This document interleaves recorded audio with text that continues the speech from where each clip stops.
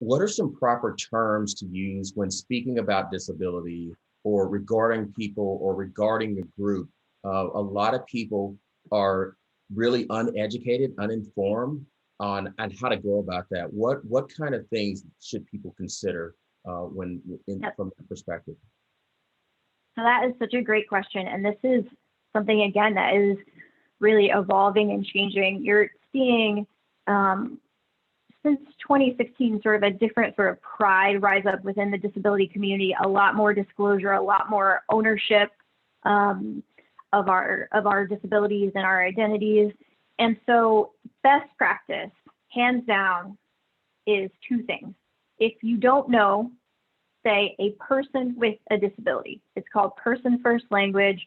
That makes you recognize the humanity, which is a lot of times lost in conversations about people with disabilities where they're seen as less than fully human or less deserving of a full human experience. So person with disability, individual with disability. You can say person with autism, or you can say any given disability as long as the person goes first.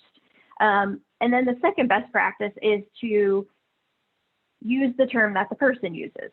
And with any identity group, any group that is kind of discovering their diversity, you'll get people who want to use different terms.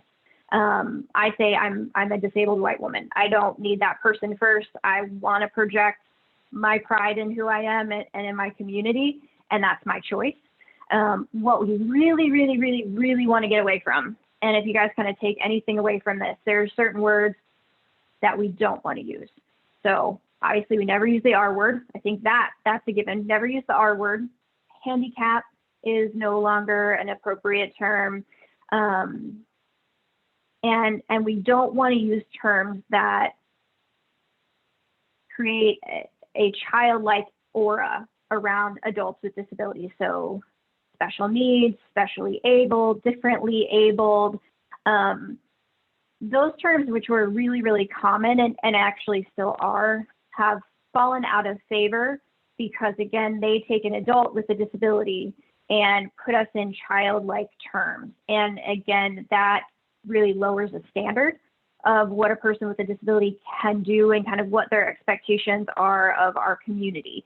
So person first, person with a disability, or whatever term the person uses to talk about themselves as a part of our community. And then when you're just saying us as a whole, right?